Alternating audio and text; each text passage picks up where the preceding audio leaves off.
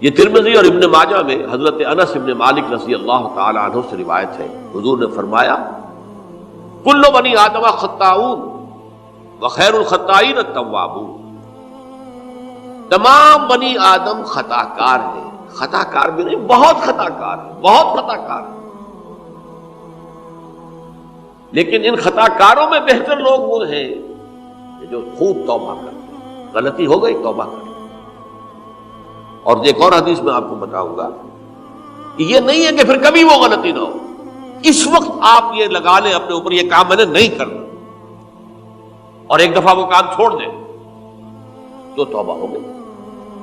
پھر اگر کچھ عرصے کے بعد پھر کہیں آپ جذبات کی رو میں بہہ گئے، پھر کہیں کوئی برے اثرات جو ہے وہ پڑے، پھر غلطی، کوئی بات نہیں، پھر توبہ، پھر ہو گیا، پھر توبہ کرو۔ تواب اسی لیے کہا بار بار بار بار بار بار توبہ کرو۔ تو کل بنی آدم خطاؤون وخیر الخطائین التوابون۔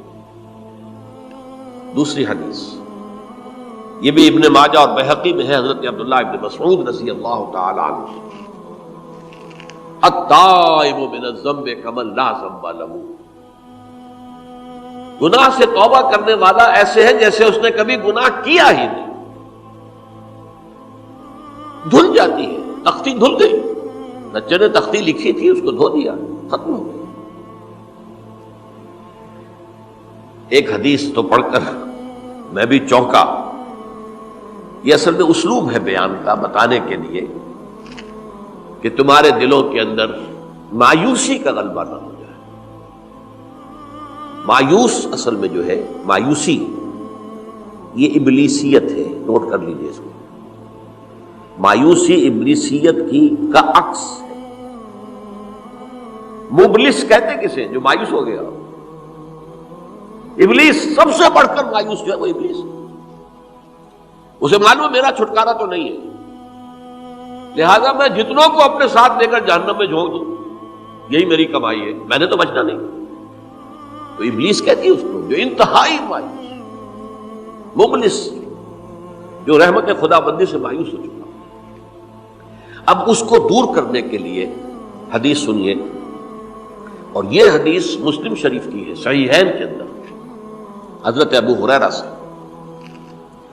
حضور فرماتے ہیں والذی نفسی بیدہ، قسم ہے اس ذات کی جس کے ہاتھ میں میری جان ہے، لو لم تذنبوا، اگر تم لوگ گناہ نہ کرتے، لذهب اللہ بکم، تو اللہ تعالیٰ تمہیں لے جاتا کہیں اور، وَلَجَاءَ بِقَوْمٍ يُذْنِبُونَ، اور پھر کسی ایسی مخلوق کو پیدا کرتا ہے جو گناہ کرتے، فَيَسْتَغْفِرُوا اللَّهَ، اور پھر وہ اللہ سے استغفار کرتے اور توبہ کرتے، وَيَغْفِرُ لَهُمْ، اور اللہ تعالیٰ انہیں معاف کر دیتا۔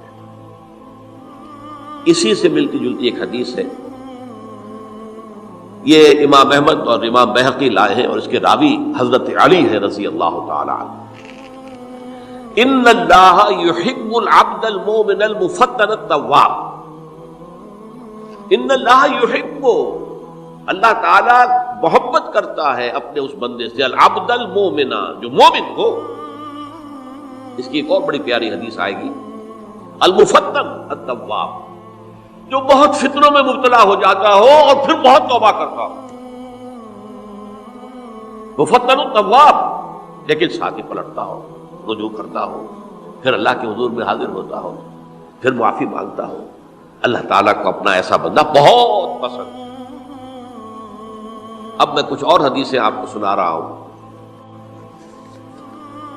توبہ کا دروازہ دو اعتبارات سے کہا گیا ہے کہ ایک وقت آنے پر بند ہو جاتا ہے۔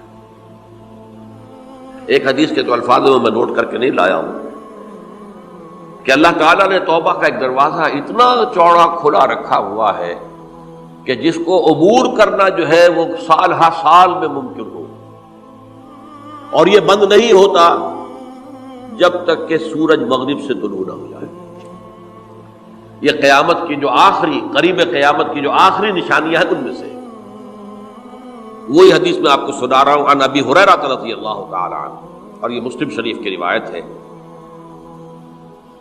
من تاب قبل ان تطلع الشمس من مغربها تاب اللہ علیہ، سورج کے مغرب سے طلوع ہونے سے قبل تک جو لوگ توبہ کریں گے اللہ تعالیٰ ان کی توبہ قبول کریں گے۔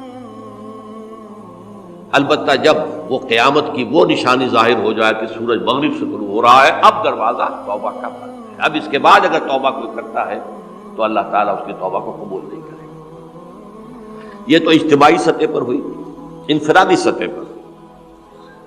عن عبداللہ ابن عمر رضی اللہ تعالی عنہما عن النبی صلی اللہ علیہ وسلم قال ان اللہ عز وجل یقبل توبۃ العبد ما لم یغرغر۔ یہ ترمذی میں ہے، حضرت عبداللہ ابن عمر رضی اللہ تعالی عنہما سے کہ اللہ تعالیٰ اپنے بندے کی توبہ قبول کرتا ہے جب تک کہ وہ جسے ہم کہتے ہیں گھنگرو نہ بولنے لگے حلق کے اندر، جبکہ نزع عالم نزع ہو اور جان جو ہے وہ آ کر پھر یہاں اٹکتی ہے، تو اس وقت تک دروازہ کھلا ہے توبہ۔ لیکن جب یہ شکل ہو گئی تو دروازہ بند ہے۔ یہ انفرادی سطح پر ہو گیا، جب آپ کے موت کے آثار اتنے واضح ہو گئے کہ اب جا رہے ہیں، اب توبہ کریں گے تو توبہ قبول نہیں ہوگی۔ اجتماعی سطح پر جب قیامت جو ہے اس کی وہ گھڑی آ گئی کہ سورج مغرب سے طلوع ہو گیا، اب توبہ کا دروازہ بند۔ ایک اور حدیث ہے جو میں نے بہت مرتبہ اس کا ترجمہ تو آپ کو بہت دفعہ سنایا ہے، آج میں چاہتا ہوں اس کو پورے متن کے ساتھ آپ کے سامنے رکھوں۔ یہ حضرت انس بن مالک رضی اللہ تعالیٰ عنہ سے مروی روایت ہے، جو حضور کے خادم خاص تھے، اور یہ متفق علیہ بھی ہے، یعنی بخاری میں بھی ہے، مسلم میں بھی ہے، لیکن تھوڑا سا فرق ہے الفاظ کا۔ تو جو مسلم شریف کی روایت ہے اس کے الفاظ کیا ہیں؟ للہ اشد فرحا بتوبۃ عبدہ حین یتوب الیہ۔ جان لو اللہ تعالیٰ کو زیادہ خوشی ہوتی ہے اپنے کسی گناہ گار بندے کی توبہ سے جبکہ وہ توبہ کرتا ہے۔ کس سے زیادہ ہوتی ہے؟ اب اس کی ایک تمثیل دی، من احدکم، ایک ایسے شخص سے بھی زیادہ بڑھ کر خوشی ہوتی ہے، کان علی راحلتہ بارض الفلات، کہ جو بہت ہی دور دراز کے اور سنسان علاقے میں سفر کر رہا تھا، فانتحرفت منہ، اس کی سواری جو ہے گم ہو گئی، وعلیہا طعامہ وشرابہ، اسی پر اس کا کھانا بھی تھا اور پانی بھی تھا، اونٹنی پر سفر کر رہا تھا، اسی پر ہوتا ہے راحلہ جو ہے راستے کا سامان۔ اچانک کہیں بیٹھا ہے تھوڑی دیر کے لیے سستانے کے لیے، کہیں اونگ آ گئی اور اونٹنی صاحبہ غائب ہو گئی۔ اب آنکھ کھلی اور اس نے دیکھا، فَأَيَّسَ مِنْهَا، تلاش کر کر کے مایوس ہو گیا، کہیں اونٹنی کا سراغ نہیں۔ اب ظاہر بات ہے کسی صحرا میں یہ کیفیت، اس کا مطلب کیا ہے؟ یقینی موت۔ فَأَتَى شَجَرَةً فَاسْتَجَعَ فِي ظِلِّهَا وَقَدْ أَيَسَ مِنْ رَاحِلَتِهِ، تو وہ ایک درخت کے نیچے اس کے سائے میں آ کے لیٹ گیا، گویا کہ موت کی امید۔ فَبَيْنَهُمَا وَهُوَ كَذَلِكَ إِذْ هُوَ بِهَا قَائِمَةٌ عِندَهُ، اس کی کہیں دوبارہ آنکھ لگی ہے، جو کھولا تو دیکھتا ہے اونٹنی تو موجود ہے، کھڑی ہے، تو وہ فوراً اس کی وہ جو رسی ہے وہ پکڑتا ہے، فَأَخَذَ بِخِتَامِهَا ثُمَّ قَالَ مِن شِدَّةِ الْفَرْقِ، اب جو اسے مسرت ہوئی اس کا آپ اندازہ کر سکتے ہیں، ایک یقینی موت کا معاملہ آ چکا تھا، اور اچانک اللہ تعالیٰ نے وہ کھوئی ہوئی اونٹنی جو ہے وہ واپس دلا دی۔ تو وہ کہنا تو یہ چاہتا تھا، اللہ تو میرا رب ہے، میں تیرا بندہ ہوں، لیکن جسے ہم کہتے ہیں کہ خوشی کی انتہا فرط مسرت میں ایسی زبان لڑکھڑائی، اس نے کہا اللہم انت عبدی وانا ربک، اے اللہ تو میرا بندہ ہے، میں تیرا رب۔